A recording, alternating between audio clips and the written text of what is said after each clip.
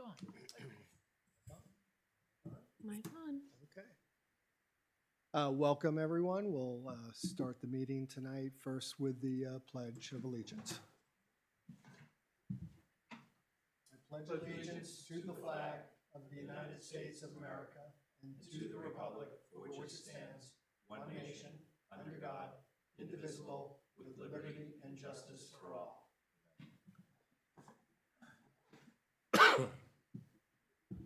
Okay, we'll start tonight with the review and signing of the payroll and the consent agenda this week, April 1st, April Fool's Day.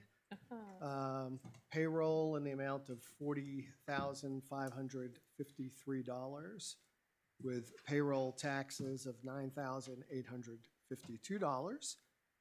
There is a payment to Swayze in the amount of $245,000.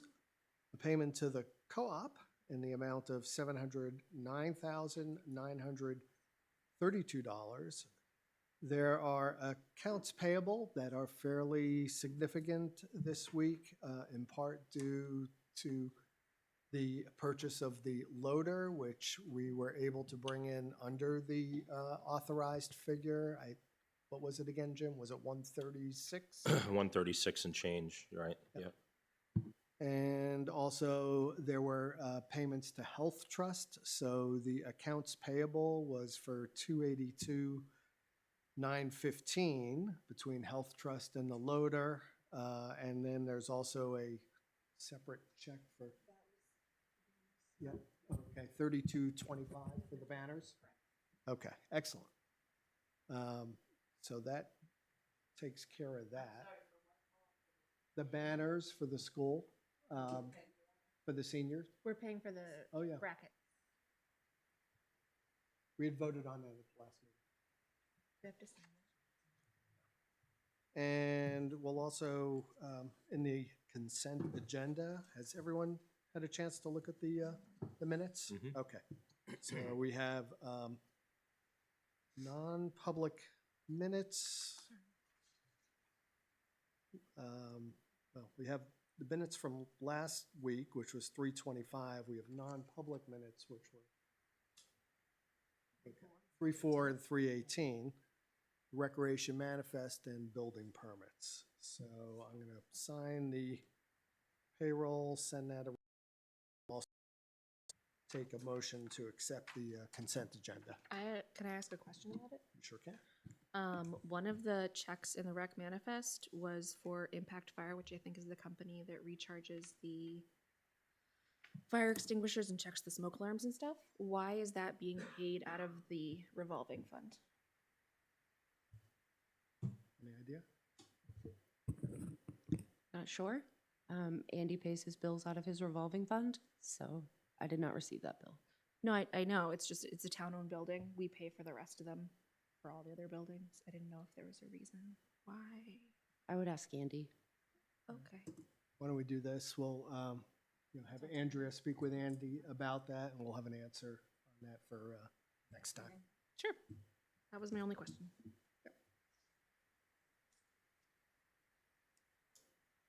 Pass that down, and then again, we'll take I'll entertain a motion to accept the consent agenda, which includes, again, the public minutes, non-public minutes, rec manifest, and the building permits. You need to see the? Yeah, or I can abstain just for expediency purposes. Yep. We have the non-public there and the public, the minutes from last time are in there. I'll make a motion. Second. We'll just give John a moment. Sorry. No problem.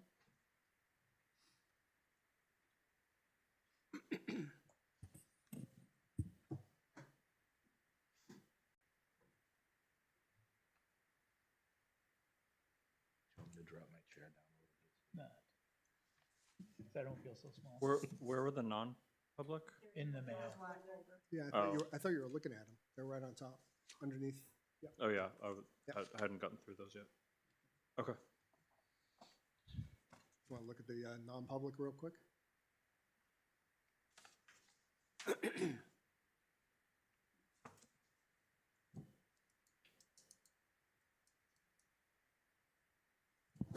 we're good with this. Okay. All in favor of the motion to approve the consent agenda, please say aye. Aye. Okay. So we'll move on at this point. The first discussion item will be Chief Byrd and Roy Olson, who are going to be speaking to a topic that we had last week with regard to overnight shifts and what would be involved in terms of the cost. I'm honored here to have Roy Olson, who is going to be starting on April 14th. So this is our first opportunity to see him in public, and welcome. So come on up and we'll continue the discussion that we had from last week.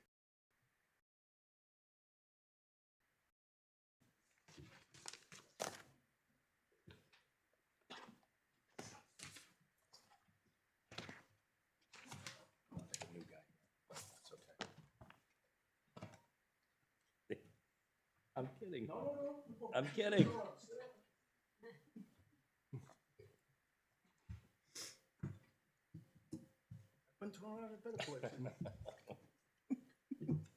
So do you want to present, or are you going to hand it off to Roy, or?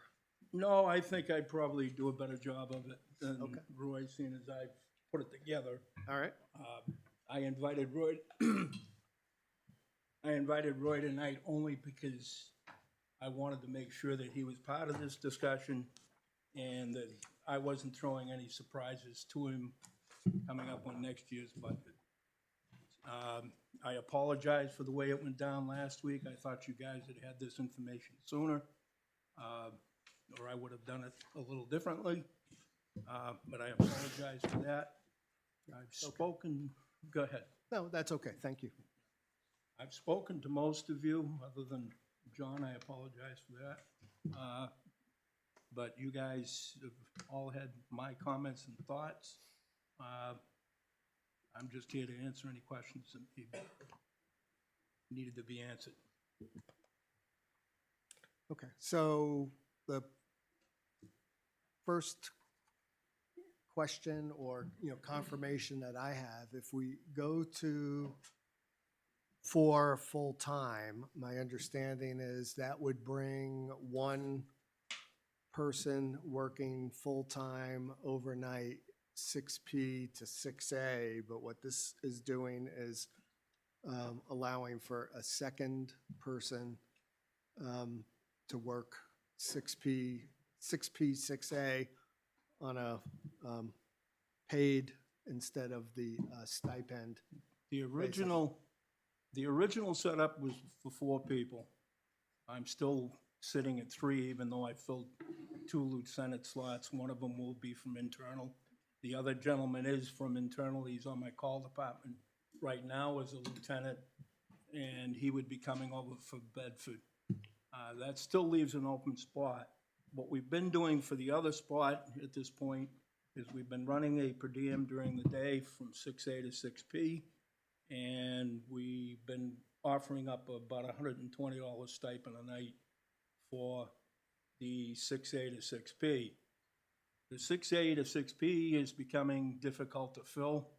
I am definitely one of the 2 call people that even live in town for my department. There are a couple that sit on the outskirts.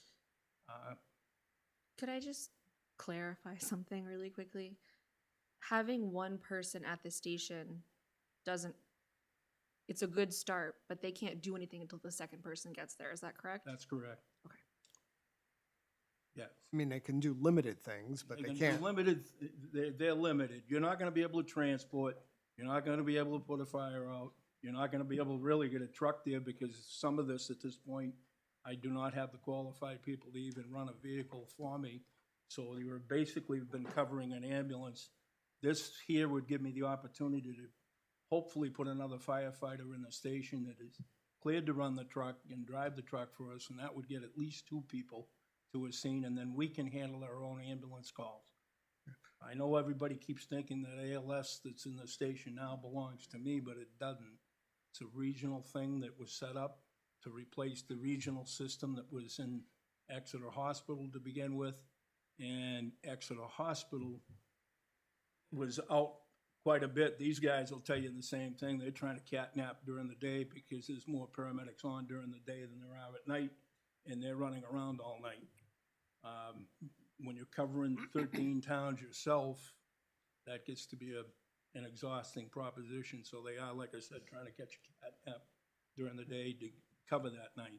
So, but as I understood it from speaking with Katerina, if a fourth position is filled, like it's budgeted, that, and you would have that shift, at least one shift covered from 6P to 6A at night, and then the second person who you're saying is needed would then be this paid position. Am I understanding that correctly?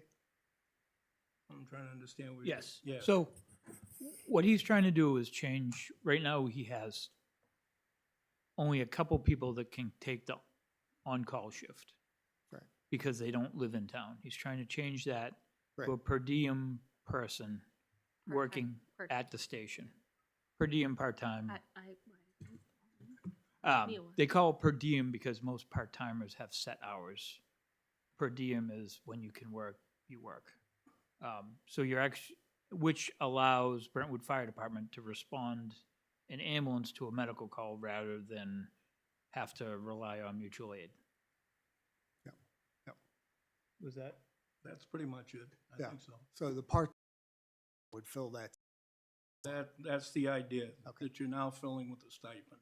Right. Which unfortunately, due to the times, every town that I know of that actually staffs an ambulance has started doing that because the people don't live in town anymore.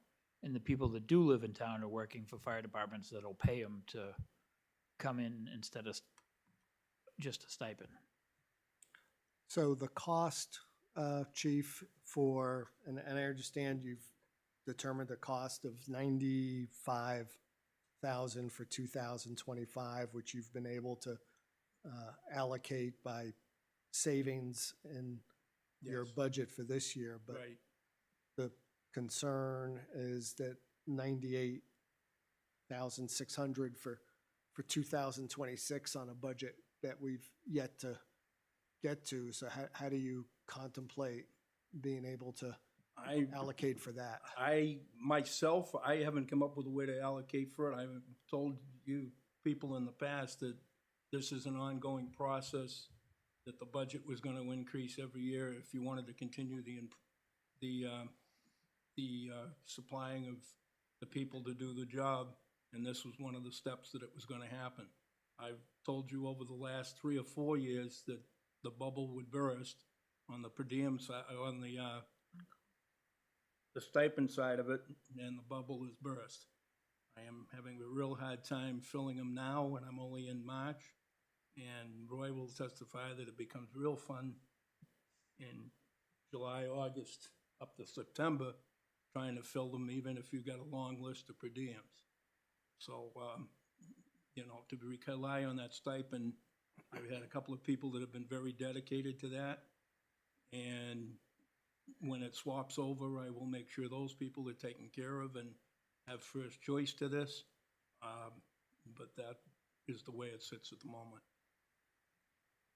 Roy, did you have some experience with this that you wanted to share? Not to put you on the spot. Could you just push the button on Oh, the, yeah, there's a button. You gotta, yeah. Lean we go. in. thank you. I have lots of experience with this. Back in 2015, I created the per diem call force when we merged fire and EMS together, where the department that I work at currently. And had most that's how we run most of our EMS divisions still to this day. We have 3 per diem on 24/7. And it takes about 5 per diem members for one 24-hour shift because of the way that they work. They can only work certain hours, certain days. So having 3 spots 24/7, I had to hire 40 people and have a roster of 40 people to be able to fill that rotation constantly. the other problem that you have is the state of New Hampshire actually has an RSA that you have to run 2 people on an ambulance to get it out the door. You can't show up with the ambulance with 1 person and then the other person shows up in their personal vehicle. It has to have a second person in the ambulance with it going out the door and responding. So a lot of towns kind of try to skirt it, like I said, and they'll have the stipend person show up in their personal vehicle. But in my personal opinion, that's not a bright idea, because if you get caught, you're going to get in trouble. Second, waiting for that second person to come from their house. By the time they get out of bed, they get dressed, they get in their car, they drive to the station, and then they get in the station, they get in the ambulance, and they go. You've already spent 8 to 10 minutes with the dispatch prior to the tone. That person, you know, they're going to be waiting 20, 25 minutes before an ambulance shows up at their door at that point in time. That's a very long time if somebody's having a heart attack or a stroke, or some massive medical event. The average is between 8 and 12 minutes. That's what it's supposed to be from the tone at the station to you show up to their house. The per diem system is a good way to start getting 24-hour coverage. It has its benefits, less cost, no benefits to the per diem people to speak of, but it also has its drawbacks, because people that work full-time at another department, they get 24 hours of. Guess who's getting the phone call that they're not showing up at 6 a.m.? And guess who has to make the phone call and try to fill that shift? That's Mr. Joe Bird or Katerina. So there are drawbacks to it too. So that's why you have to have a larger pool of personnel to pull from with the per diem system. So when you start a system like this, it's a little tedious getting it up and running and getting enough people on board to come and work for the town. But like I said, it has its benefits. You have the person in the station and you get out the door a lot faster. And having the 1 full-timer there is a huge benefit. Because, like I said, at least that person you can hold over, you can keep at the station because they work for you full-time. You're not worried about them calling out last second because they got a better gig at one of their other jobs. Because people that work per diem usually work 2 or 3 jobs in today's world. So a question I have, Chief, and thank you, Roy, is how have you been, doing it now, and like what kind of gaps have you been experiencing? Just in the last 3 months or so, there's been a person at the station probably 12 times. There's been nobody at least 3 times.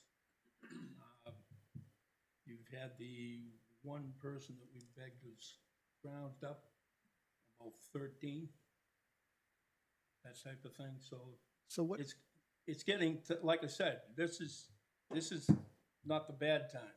You're coming up on the warm weather, and that's going to get even bigger gaps. So what you have coming then is you're waiting for them to do a tone for us. And then is it a retone?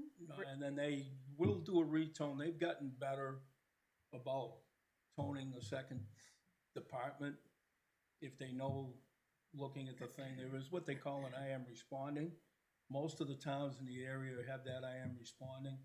So they can look at the board and tell you who's in town and who's not in town, who's got another paramedic, who doesn't have a paramedic, different things that way, who's staffing an engine tonight, who's not really staffing an engine tonight, type of thing. They can look at the certs of the people that are on the list. So they've been better at it. But like Roy says, you take that first 6 or 7 minutes, and that's what about they're running now before they do the retone. And then you're running, if they're running from Kingston, you're doing a tone for them, you're adding 2 or 3 minutes for them to get out of the station. And then whatever it takes to get over here, so there's another 15. Like Roy said, you're looking at 20 minutes before you see it. So, I mean, can you get, like, experiences where calls have come in and there's been a problem in terms of the response or some inability to respond that's resulted in some harm? Can you give it like, Well, you're knocking on wood. We've been fortunate. I haven't caught the heart attack at, 2:00 in the morning when the person is, having a heart attack, knock on wood, that we haven't had somebody there. I've had people literally turn around and go, "It took you 30 minutes to get an ambulance here?" From different calls, and it doesn't matter what it is. If you're having an issue, it's an issue. It could be a hangnail, but at that point, to them, it's the most important call of the day. So you can't base it on the severity of the call. You gotta base it on what you're doing for a service to begin with. I'd be happy to walk you through a real-life example, if that would be helpful. And I think other people at this table probably could, if you'd like to hear the real-life story. yeah, I mean, so I was asking the chief since he's there, but I mean. Yeah, but we've lived it. I was also there. You were there. So my father was suffering from the final stages of pancreatic cancer, and he was at 8 Road Circle at his house. And the fire station is 4 minutes away. No. This was before we had the 24/7 coverage, and we called. I'm sorry. Obviously, it's a hard thing to talk about, but this is real life of what happens. Dad couldn't breathe. He was fluid was accumulating in his healthy lung at that point, to the point where he literally couldn't breathe. And so Katie and I, after several attempts to get an ambulance to show up to get him some sort of breathing apparatus and bring him to Exeter Hospital, we drove down to the fire station, and no one was there. And so we actually had to get back in the car and drive all the way to the Exeter Firehouse to get support from them, which we were able to do, and then bring it back to Road Circle. So Dad, the last day of his life, when he was really scared and suffering from that final stage, it forced to finally get him some relief, and he had to be suffering through that whole time. Thanks for sharing that, John. That's, much appreciated. So, my opinion, it's not about the bad thing that happens, it's our responsibility. Everybody's heard Chief Knudsen talk at this table, and he's a very smart individual. And one of his biggest things is misuse of mutual aid.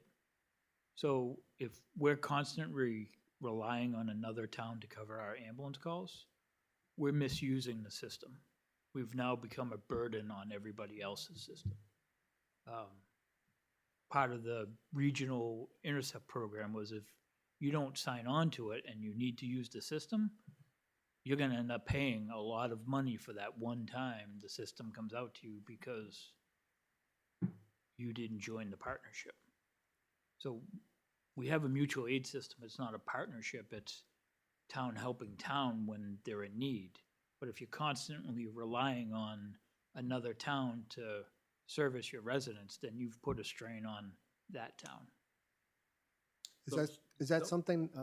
Those are the things that have gone on, and I can give you an example, but I won't tell you exactly the towns that are involved. But there was one particular town south of here, or actually east of here, that had that problem, that they were not covering their day calls. They were relying on the 2 full-time departments on either side of them to cover those calls. And the 2 full-time departments finally sat down with the boards and said, enough is enough. Like Andy said, a mutual aid is a mutual aid, but if I'm living in your town and I'm taking the services from my town to cover your town on a regular basis, we're not going to do it anymore. Mutual aid is literally that you are swapping help back and forth. We've got a great mutual aid system here in town. We do a lot of mutual aid back and forth now. I do a motor vehicle accident, depending on where it is in town, or fire alarm activation in town. I've actually got an engine coming from one of the surrounding towns to that area. The two people that you have on that engine are not gonna do the job. People that are covering the ambulance, 80% can probably cover the call. You get that heart attack, you better have at least a half a dozen people there. And that's just the starting point for the two. You've got ALS coming, assuming they're available. The PD in this town has been great as far as helping out with those calls, but just to even have the two to even start is an arduous attack, response. So I understand what's before us would be to, do this starting this year. I mean, obviously, if we were to do it this year, you wouldn't want to stop then because it wasn't able to be done in the 2026 budget, which really isn't before us at the moment, but it's something that we have to, keep in mind to the extent that we were to vote for this to move forward now, because I think, as you said last time, you wouldn't want to start and stop. No, it's one of those things, if you make the commitment to it, you're gonna make the commitment to it. You can't stop it and start it. You're not gonna put a volunteer department back together. We don't Even have to remotely. stop it once we vote to start it, right? We don't have to. We would have to vote to stop it. It would have to be in the, Right. yeah, it would have to be in Yeah. the budget. Yeah, oh, but that's next year. He found it in this year's budget, so. All right, I'm going to open, unless there's other things from the board, I was going to open this up. I think it's an important enough topic. If there was any public questions or comment about this to public, questions that could be directed to the chief or comments from the public. Yes, Can you, please approach. And, yeah.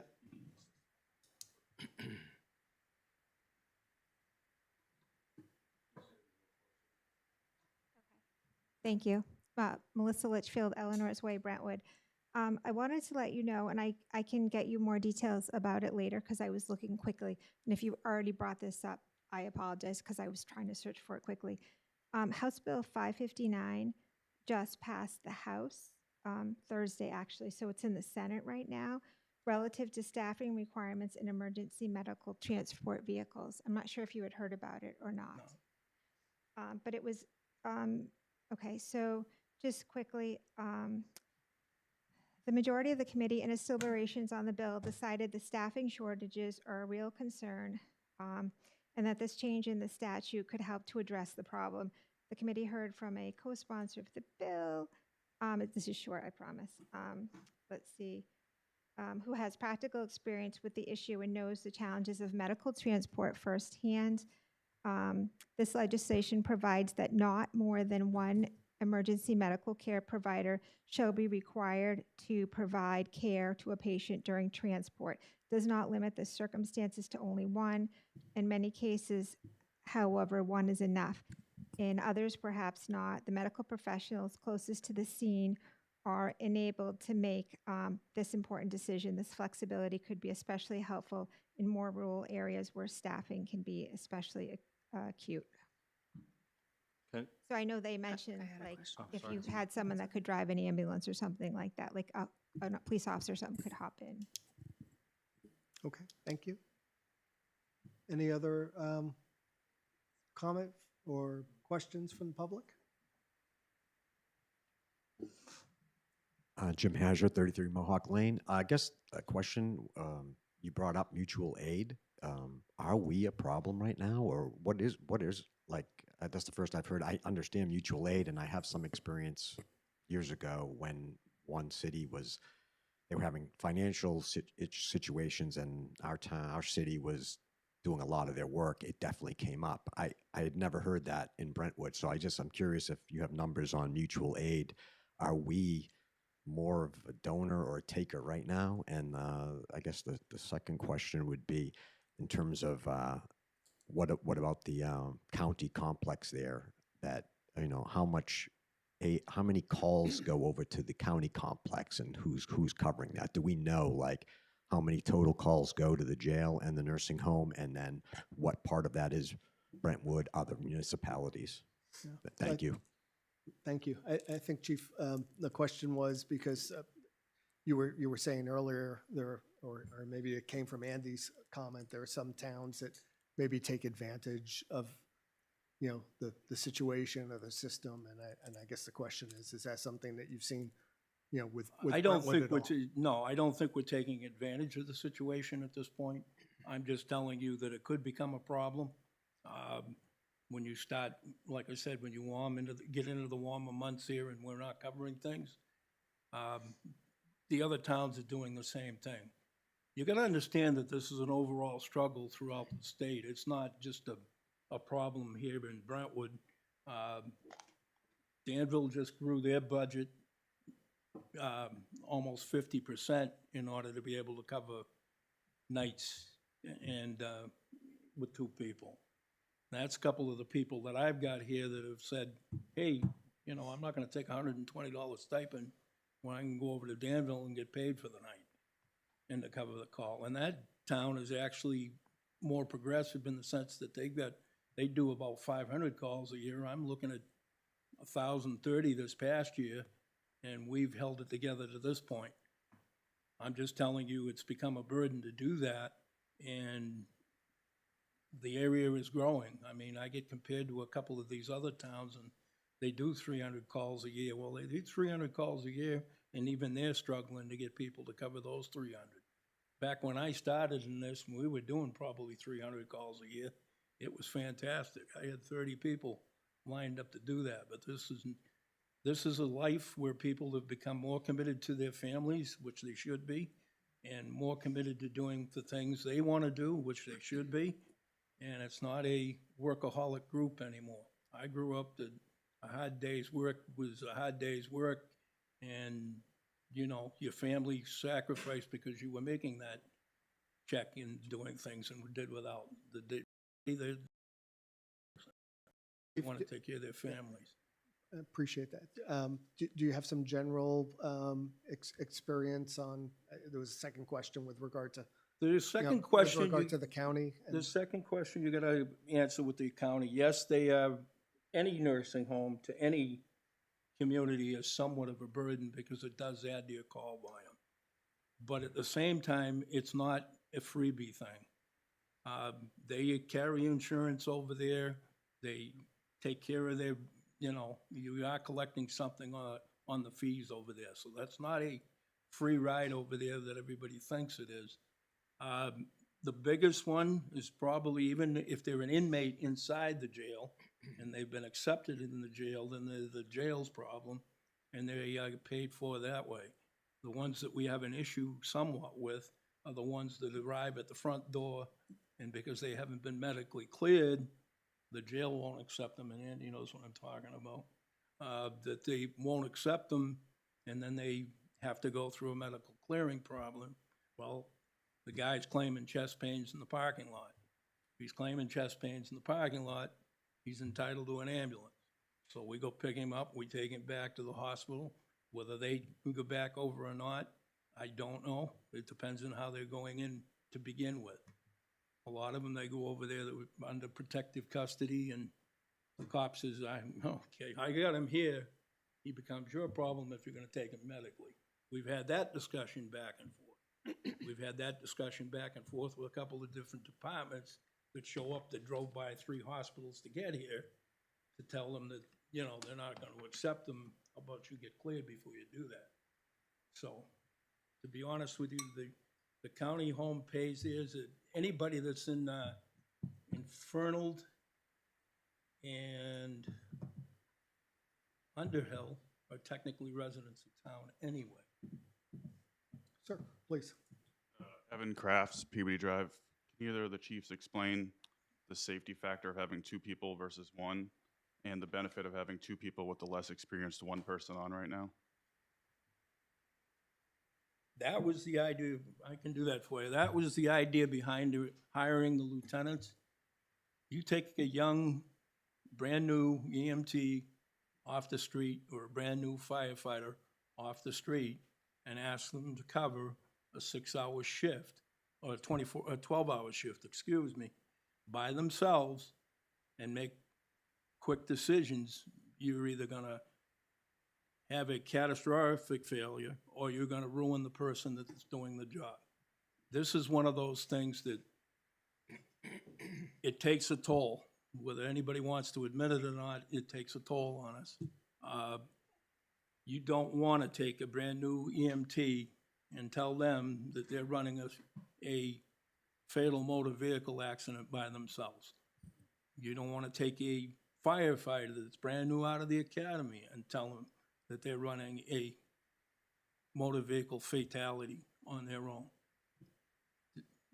It's just not the way it works. That's the reason behind hiring the 2 lieutenants that we're hiring, is to get that experience level up so these kids can be trained. When they go to a department now, they literally come on to a shift. If they're brand new and know nothing about the fire service, know nothing about riding the back of an ambulance, the ink isn't dried on their licenses yet, they are mentored by one person at least on their shift, and then they're mentored by the complete shift itself. And most of those people take a year to get through a probation. You're asking people to come in off the street at what we're paying and what we're doing here that have 0 experience, and then you want them to take care of a situation for you at night. Not fair, not the way it should be. You're asking for a problem. You're making it my problem. I don't like to do it. The experience that I had in the call department is going away. We used to pair those people with experienced people on the call department that have been here for a while and knew their jobs, and we're not able to do that anymore. So this is another reason that you're trying to do this. Yeah, walking into something, walking to anything these days, you're assuming, first of all, that I got an officer available. I will give these guys kudos. They have been very responsive, been more than helpful with the police department. We've got a great working relationship working with them. You take an individual walking into anything these days, and I don't care what it is, they're not going to domestics by themselves, but if you can walk into anything today and you don't know what you're literally walking into, we're at the same way the PD is. If they roll on something, they're carrying a taser, they're carrying a gun, they got a vest. Yeah. I can be walking into any situation at this point and not know what's on the other side of the door. And I hate to use Steve as an example, but if you did that for one of us for just a medical call, you could have the same thing going on. I think, Evan, we had discussed earlier that, one person on the 6P to 6A shift is limited in ultimately what they're able to handle in terms of an emergency versus 2. So I think that's, It's definitely a safety risk, and we can have all the equipment we have in the world, it's beautiful, so it does the job as people, and that's what you need to focus on. Thank you. State your name. Liz Faria, South Road. The per diems do not get benefits, correct? No. Okay, I'm having a real hard time with the fact that Brentwood purchased 50 radios for the fire department either last year or the year before. All right. So Are 35 of them just sitting in the, yeah, so we're like, not where are they going? So we're not talking about radios right now. We're talking about what's in front of us, which is this budget. Right, but he said there were 2 increase- per diems. So why did we need 50 radios for 2 per diems? Yeah, but we're not talking about radios at the moment. We're talking about a proposal for $95,300 for doing a 6P to 6A shift. What's the difference between the 98 and the 95? What's the 98.6 and then there was 95 something. 95.3? I'm assuming there's a time differential there, so there's a small difference in terms of the amount. But if you want to 90 try and explain that. The 95,309 is what actually comes out of the budget. The 98,616 would be supplemented with the 43,800 that you already are paying for the stipend. So we subtracted the stipend from the actual number that you're gonna end up having to pay for is the 98,16. Right, so it'd be like 140 some odd thousand Right. less 43 aid to come out to 98.6, but that would be for the 2026 budget. Right. Okay. Any other questions specifically with related to what's before us? Any other comments from I just the had board? one question. Yeah. So this is basically gonna put two bodies on at any given time at the fire station, right? Two That- slots, slots for two people. That is the intention. Okay. As Roy explained to you earlier, somebody bangs out at 6 o'clock Oh. at night, Yep. No, I just they wanted to may understand. be the one I individual wanted to understand. still on their own. I want to make that perfectly clear. I'm not guaranteeing two, I am trying to get you to two. Two is not still Two the is right not number. ideal. Okay. Technically, What is the right number? Like what are we going towards? Because it sounds like this is just another step in a process. to be honest with you, at the end of it, you should probably have 5 on a shift. 2 to cover an ambulance and 3 to cover an engine. And that's basic. Does that include officers and stuff, or just? That would include the floor level officers. Okay. It would not include any command staff. Thank you. Okay. Tongue tied. Thank you. And how long do we have to get to that point? Depends on your call volume. And my gentleman over here seems to be better with the amount of where he thinks things should be. And I will defer to him as to where he thinks the break should be on a call volume. But I think we're going down Yeah, another. I think, No, well, yeah. I just want to make sure that it's clear that this is just a temporary Yes, step. this We're is gonna a- have to right. replace this per diem with a full-time person sooner rather than. Well, again, I mean, If you can hire per diems, you can keep hiring per diems. Like Roy just said that they run his whole paramedic program where he is now with per diems. Sure. I do have an officer dedicated just to that, scheduling and keeping them all up to par and keeping all their paperwork and all their training.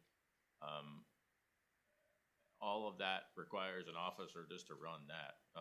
And when I was doing it before I took a different spot, I was getting phone calls at all hours of the night. So- I'm banging out, Okay. I'm not showing up. We don't, okay, but so what's before us again is a proposal for 95,300 for 2025 that would be reallocated from some other places, which, you know, again, if you're going to do this, you're not going to want to stop doing it in 2026, which is going to increase the $1.256 million budget by 7.85%, adding $98,600. So that's what's before us. I make a motion that we eliminate the stipend coverage and change it to per diem coverage in the Second. fire department. Is there an amount that you're, however much it costs. if someone If could it's- please Well, silence If their it's phone? within his budget, he can. do- Correct. He's gonna have it in his budget, so we're not allocating him any money. He has to find it in his 25 In the budget. 2000, so for 2025? Yeah, Yes. understood. Did you second that? I did. Okay. Do you want to double second it? I'll just to make double sure? second it, sure. Yeah. Any discussion further? I know we've had quite a bit of discussion. I'll go on record and say that I'm for it. I think that we're at a point where safety is paramount, and we have a lot of what-ifs, but if that what-if does come to fruition and there's an issue and we can't cover it, that's not good. I'm for it. We ready for a vote? Yep. Okay, all in favor? Aye. Aye. Aye. Okay, Thank you. you have your budget. You're going to be on Thank you. non-public tonight? Yep. Okay, might be a bit. That's Hopefully fine. we'll get through. Okay.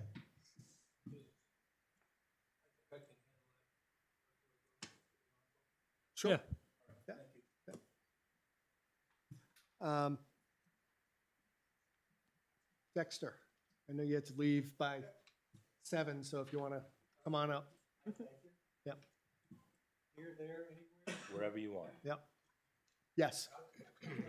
Yes, here, The there, answer and is- anywhere. Yes. She's good. Yeah. Dexter Swayze, 42 Old Gordon Road. I'm here as president of the Brentwood Historical Society, and I have a request for some fixes over at the Historical Society. And I see that the Grange building over there now has a $5,000 maintenance fund in the budget. Is this true? If it's in the budget, then yes. All right, okay. Well, I'm requesting the downstairs museum, the main museum downstairs. 2 fluorescent lights went out. I went up to Monarch and said, they need to be changed. Next time I went in, there were 3 lights out. Today, there's 7 lights out, 7 out of 10. So the cost for the quote from Monarch is $125 per lamp. They're similar to these. And then also the outside motion detector light in the main dirt pond parking lot does not go on. So when we have something at nighttime, people go out there, it's black pitch. So they've learned to bring flashlights and stuff. So that's that's $232. So the total cost is basically about $1,500 for the fixtures. For the Do you have the written estimates that you can pass? Yep. Want to just circulate? Yep. And there's also another one on there. Oh, okay. There's, the thing that's going around, there's also a third thing on there for another light that is being put on hold. It's I think it's $500. It's $575. We're not doing that one. Thank you. Yep.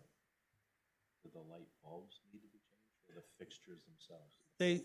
The gentleman over at Monarch said that it's the balusters that are in it, and he said what's happened is that because the Grange is being functionally utilized upstairs, and the vibration has kind of started to kill the balusters, so these won't be affected by that.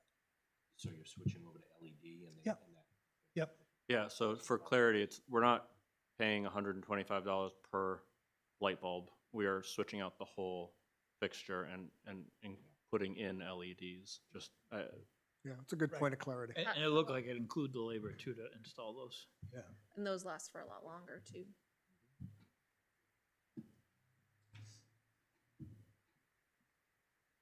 And they're cheaper to run. Mm-hmm. Well, they weren't broken, so he didn't fix them. Now they're broken.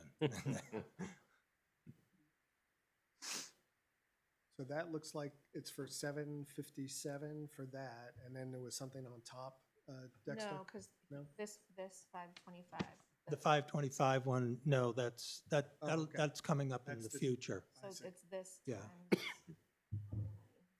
7, I see, okay. 232 times 7, is that $232 times 7 Mhm. fixtures? Is that what we're talking about? No, it's 125. 125. 125 per light, so that's 10 of Plus them. the 230. 10 of them, Plus plus the the 232. 232 for the outside motion detector. Gotcha. So the 125 times 7 is, It's almost 1,500. okay. just if I could, just relative to the building and the security system and all of that, have you figured out a method to get reimbursed effectively for that at this point? Who's paying for it, and are we cutting checks? I just want to make sure that you guys are getting. For the security system? The town paid for that. But you got, I think you paid for it originally. Yeah, But you got reimbursed. Yes. I just wanted to make Yes, sure that was yes, okay. yes. And finally got myself taken off as the primary contact. Perfect. and put on the, what is it, what's the place you call? Central Command or whatever it is and stuff. Okay. Because the alarm, and the good thing was the alarm went off the other day and I got a text. So I called him and said, well, who else did you call? Only you, Dexter. So that's been addressed too. Yes, Okay. that was fixed today. Great. Yeah. I'll take a motion to approve up to, $1,110. I thought it was 1,500, actually. Well, 875 plus 232 is $1,107. And Andy had his calculator out. Up to 1,200? Let me, Say up to Huh? 1,200? each light is $125. Yes. Right. There's 10 of them. Oh. So that's I thought you said there were $1,250 7 of them. plus 232, which would make almost 1,500. All right. So can I have a motion to approve up to 1,500, understanding 10 fixtures? I make a motion to approve up to $1,600 for 10 light fixtures to be switched over to LED and, well, let me make the motion first and then we can have discussion. Plus the outdoor light. Second. Okay. Now we can discuss. Is there a question? Liz Faria, South Road. One of them is, do we try other vendors? Because I used Monarch once and they were extremely expensive and didn't fix the problem. And I found a local guy who's really fabulous. So do you ever look at other vendors for the electrical? Go ahead, Dexter. I like Monarch because they've done all the work over there. They know the They know your building. thing. Okay, I feel very comfortable with them. okay. And I think if we were doing a significant job, then obviously we're looking at, several different bids, but Yeah. for something like this. This My is other well- question is, does this even have to go to a vote if it's coming out of a small amount that's coming out of Well, his he's, budget? he's It's- asking for, It's not in his budget. Oh, okay. It's in the building's budget. There's a Okay. line specifically under government buildings. Thank you. For Grange. all right. So I think there was a second, or was there? Mhm. Yep. Okay, great. All in favor? I Aye. I, Thank you. Okay, thank you. you. Dexter. Next on the agenda, Mark.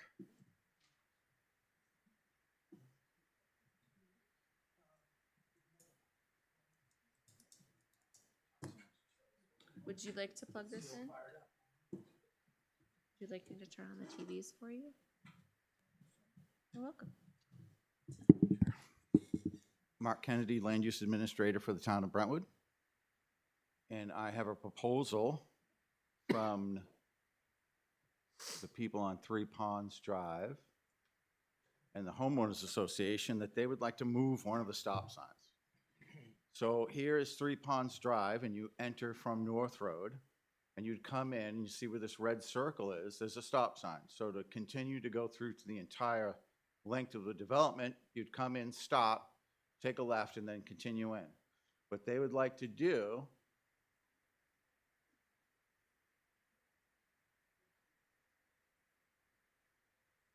is, this is the stop sign. My view had changed when I fired up my computer. Is this the stop sign right here? They want to move it to this corner here. So driving this way, you'd stop and then take a left to go out. And then the flow of traffic, Can you go back to the map? absolutely. Thank you. I have two maps, The first one. which show the two stop signs Nope. that are currently there. You come in from north, come in, stop, take a left to go to the back of the development. They'd like to take this stop sign, put it here, so you'd go around this circle right here, stop, take a left, go around the other side of this circle, stop, take a left or right. What's the speed limit in there? I'm sorry? Speed limit? Can't even 25. There's no concern about people taking that corner at 25 miles an hour? Save your questions till the end. So No. what they're gonna do, and what is in the letters from, I have a letter from the fire department, the police department, and the DPW. This stop sign would be removed, and a yellow triangle will be placed there with a hard left arrow. So really what we're looking at is one pole, taking this stop sign, moving it to the new pole, and hanging a hard left arrow. What does that have to do with my question? Hmm? My concern is I'm not familiar with how sharp that corner is. Is that something that people can take at 25 miles an hour? Hence, the arrow, directional arrow. But yes, however, Mm-hmm. is it safe to go around that corner at 35 miles an hour? I don't think pulling in there, you'd be really going that speed. So this has been looked at by whom, Mark? I have 3 letters, Yep. Tell us about that. one from the police department, from Justin. I just will leave it up there for the people at home, if they want to read it. Chief Doty, and what does he basically say? Basically, that's basically what he says, that he has no problem with it, but he recommends putting a hard left arrow there. Okay. And who else do you have letters from? I have Mr. Byrd. Chief Byrd? Yep. Okay. said And a refresh. what does he basically say? Very brief. Okay. No issue. Okay. No issue. Next letter? Same thing, I'm guessing. From Wayne, basically recommends the hard left arrow. So we have 2 out of 3 that recommend. And the cost is absorbed by the association? Correct. Okay. Wayne might even have the arrow, he said, in a container. And we have association members here? Did you want to speak to this? If you do, come on up.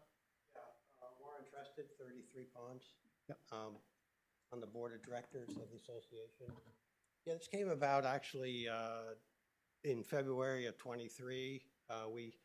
We originally were asking concern about the speed limit in there. This was a period of time when there was a lot of construction traffic. We'll get back to that. So I invited the police department and, well, with Sergeant Doty at the time. Of course, he's moved on, but good. I'm pleased to hear that. And Officer Ward, who's really no longer with you.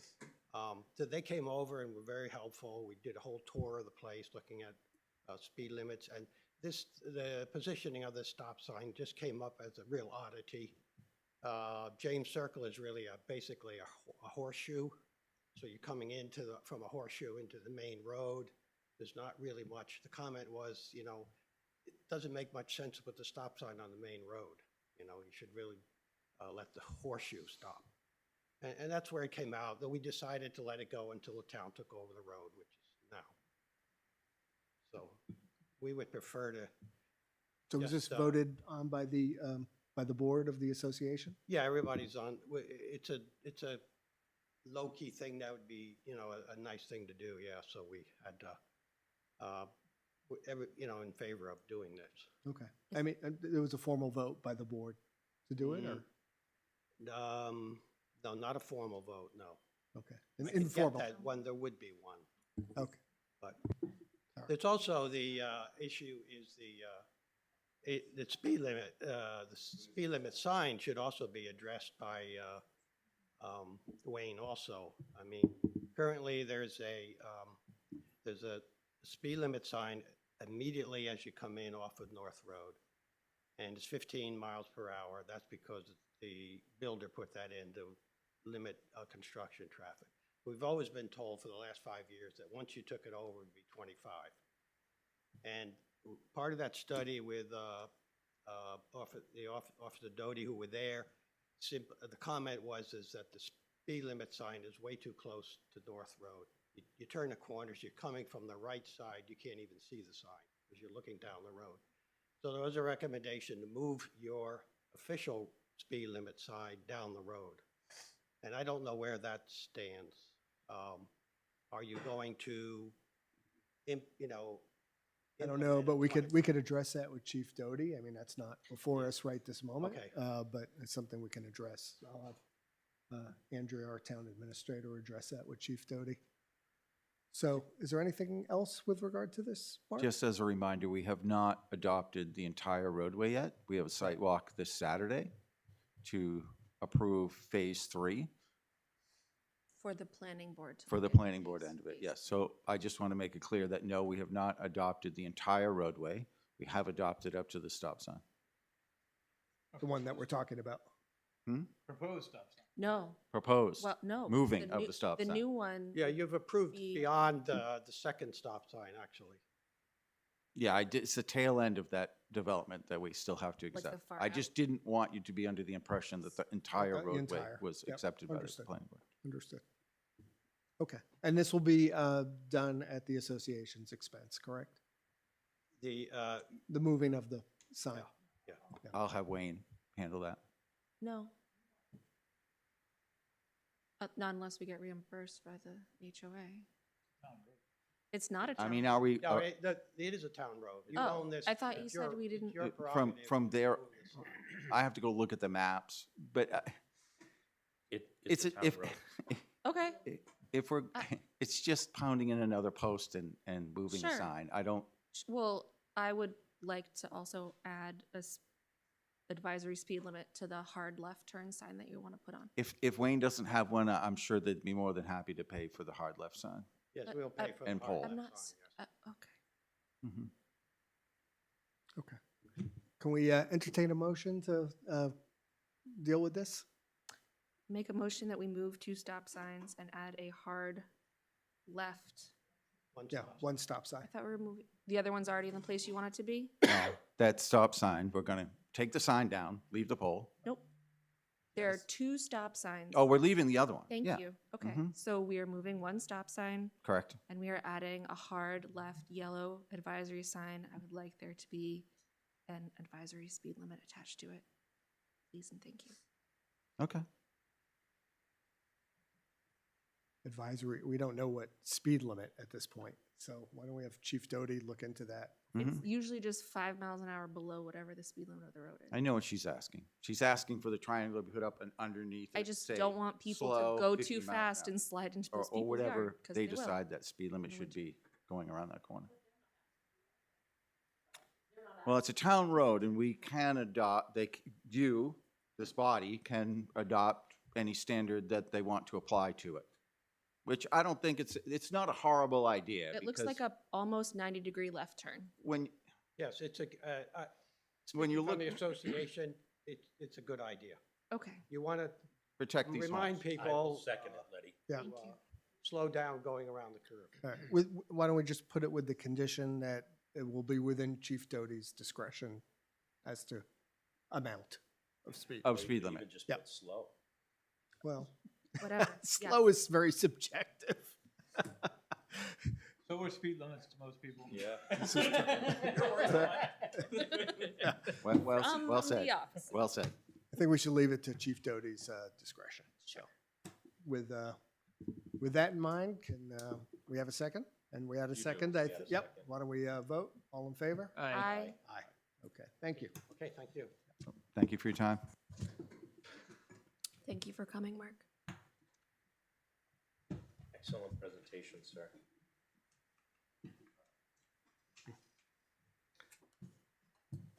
Thank you, gentlemen. I think you have everything. I know the next order of business was to, and Letty put this on the agenda, was to at least initiate a discussion.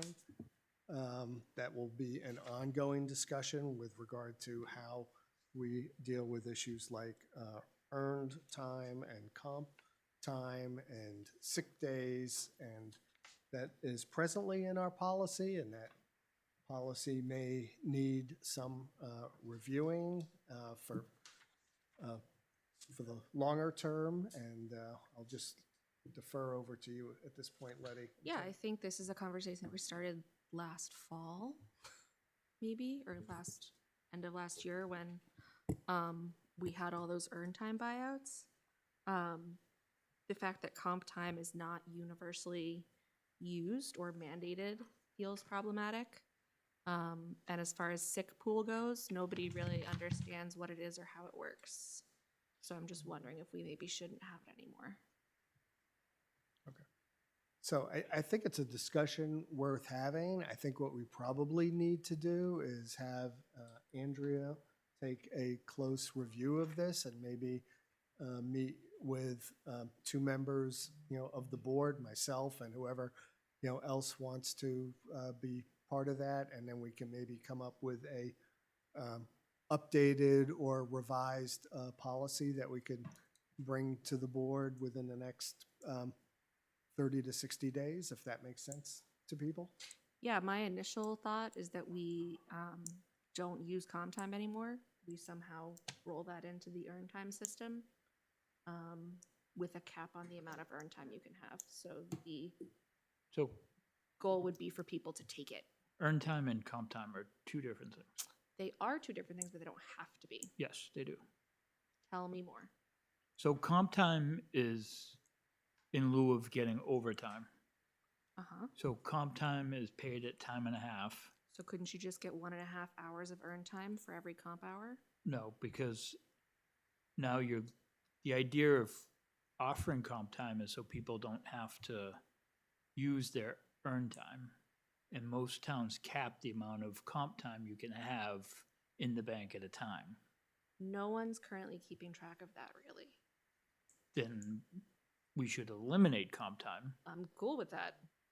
I But thought it would be nice it's a for people benefit. to have a way to still do that through the earn time system. So any town that does it, it's on their paycheck as part of their. Yeah. So you would see on your check earn time and comp time. Yes, we have a spot on our checks to do that, but I believe you were told at one point that we couldn't have the system calculate it correctly, so it has to be entered manually. Correct. So we have to keep track of that manually and enter it in. Don't shake your head at me. That's the situation. So right now, the way that works is somebody has to keep track of how much earn time people are earning, and if they've used any, and if they've used any of their comp time on a spreadsheet, and then transfer that into the system.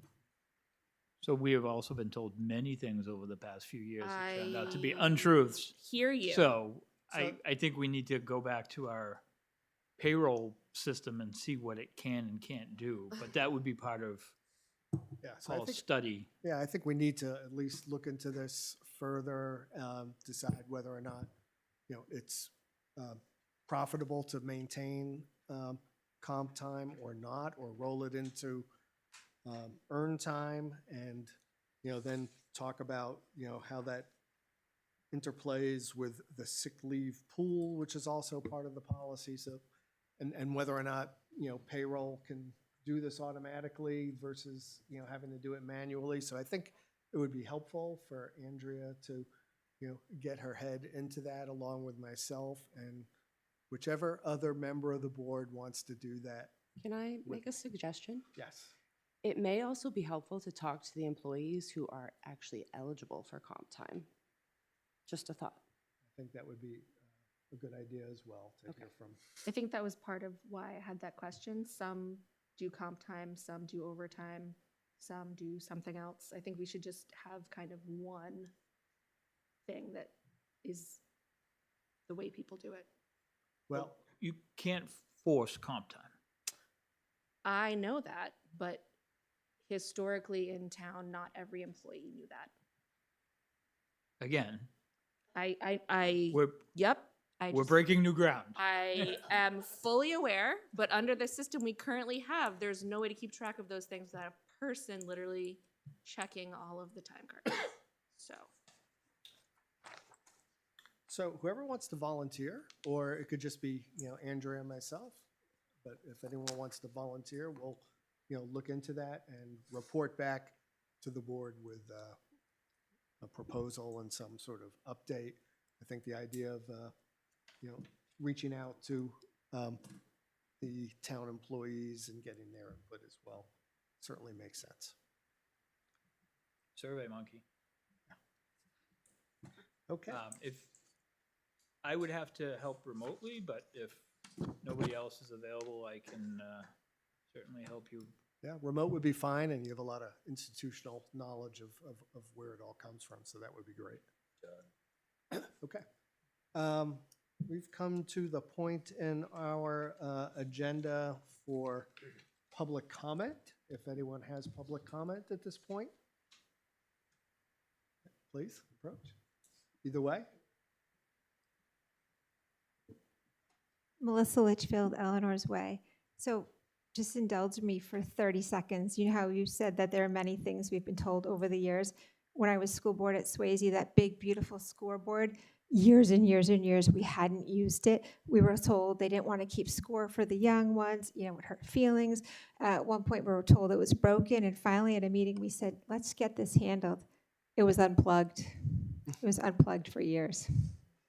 Anyway, so I came tonight before you to ask if I may please start holding office hours here, possibly maybe every other Saturday morning. That's something that is viable.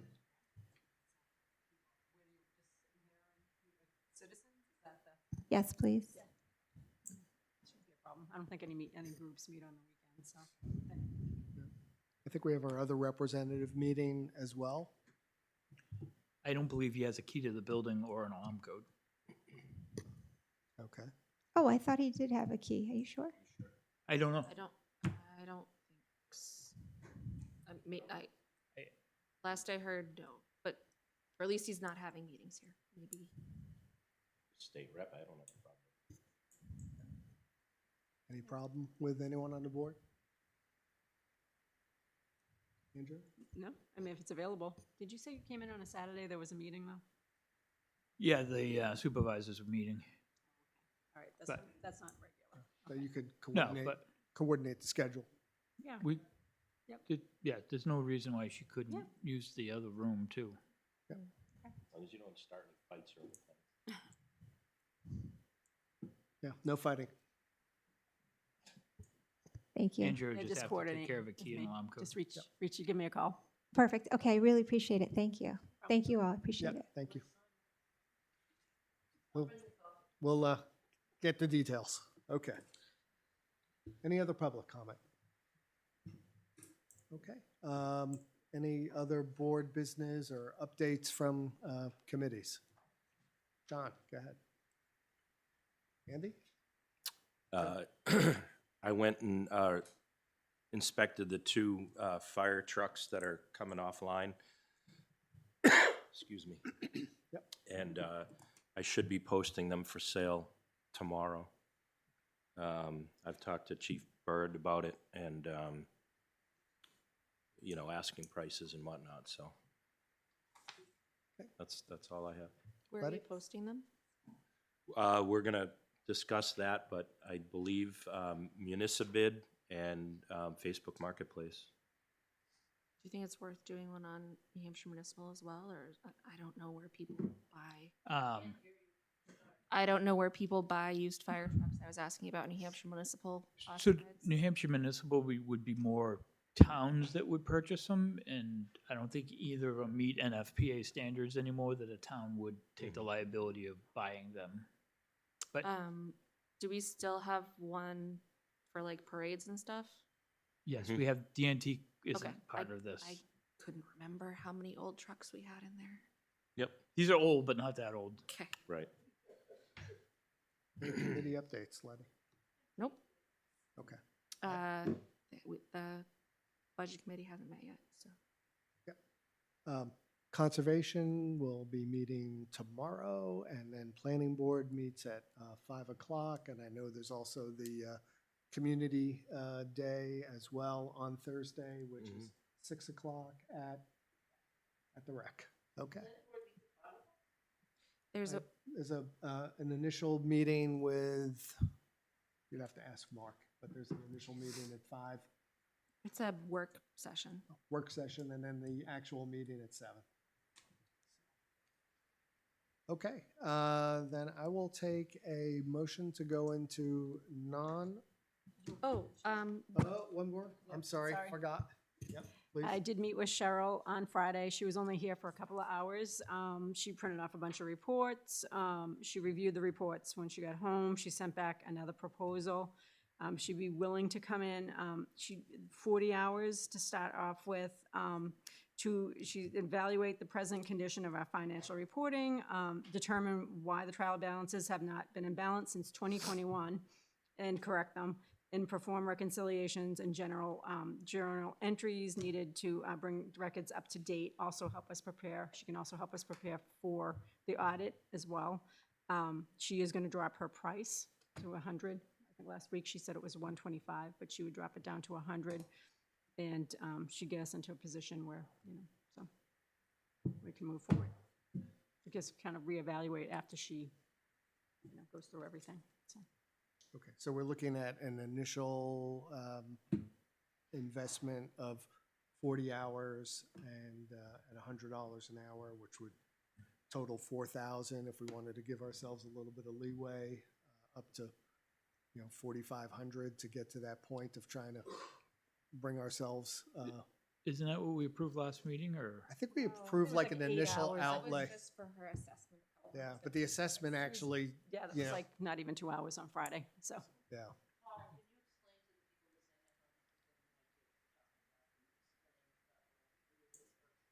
Yeah.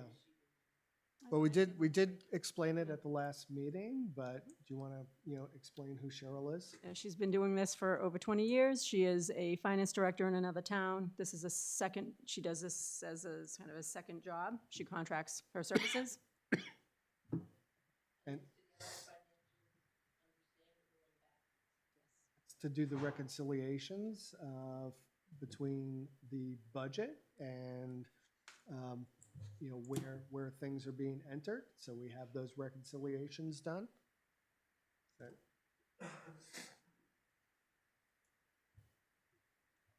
That would bring us up to date through March of this year, right? Did you say 2021? Yes. I know the bulk of it was last year, not when you were doing it? No, that's fine. I just, Okay. the fact that it's not been, Well, she said 2024 on Friday, and then her email said on Sunday, 2021. that's fine. I guess, will she be able to offer us any sort of, like, I'm wondering if we actually need some sort of forensic accounting situation at that point. I did talk to her about that. I think that's above her, it's out of her wheelhouse. But it is something that the board might want to consider. I talked to Paul about it, so. Why don't we see where this goes, and then we can take it from there. Like I said, I'm saying is I don't want to spend $4,000 if we're gonna have to spend another amount. We're meeting with the auditors too. They may have Okay. some suggestions. The forensic accounting isn't gonna do journal entries, they're gonna tell you. No, I if there's- know, but So you're gonna have to do this one way or the other. and going forward, how's this gonna get done? Oh, she'll be in she can come in as early as next week. No. So this is just to get us caught up to the end of 24. Who's doing 25 and beyond?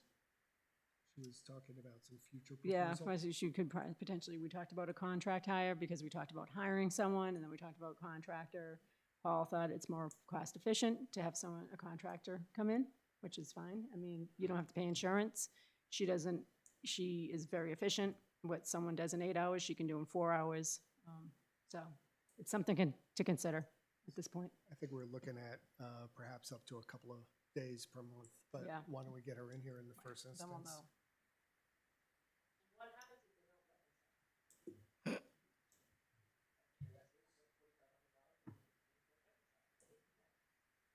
Well, then we're gonna have to look She'll tell me. further. So, having said that, can I get a motion to at least move forward with this? I move we expend up to $4,000. Second? 4,000. For historical, can we just add that in? Up to 2024, up to the end of 24? I was just given a dollar amount to, Yeah. she can stop when 4,000 runs out and comes back to us for more money. Because we said, she said 40 hours. Yeah.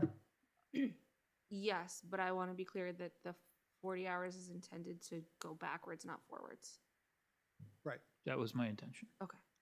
Is that I'll what you're second trying- that. Because that's what the conversation was about Well, until I you just- brought in. No, That's why I was asking for the word historical. That's all. Oh, I thought you were talking about the Historical Society. Historical backwards. even the olden. Yeah. Second. All in favor? I, So I think, is there any other regular business? Okay. And- No, you know what, I do have an update. The grant that you approved for the 300,000, they did submit it right after you approved it. There was technical difficulties for people submitting grants, and they put it on hold, so we'll have to resubmit until they work out the kinks. That is on hold right now. Grant submission is, That- they're not accepting grants currently. Correct. We submitted, but now everyone has to start fresh, so, when they work out the kinks. Okay. There was some technical difficulties. It was a planning grant, The Covered tribal it. grant, wasn't it? Yeah. Tribal grant. Okay, so I would entertain a motion to go into non-public under 91-A3, 2A for promotion, Personnel? 2B for personnel and hiring, 2C for reputation, and 2D for real estate Sounds long. acquisition. Can we have 2 minutes? We can, but first, can we do a motion to go into So non-public? moved. I'll make a motion to go into non-public. And a second? Yep. Okay. All in favor? I, Aye. Aye. All right, we'll go into non-public. We'll take a 5 minutes. Thank you. before everybody leaves, Paul, I think you need to do a roll call vote on that. Want to do a roll call real quickly on that? Aye. John? Aye. Aye. Aye. Aye. Aye. Okay.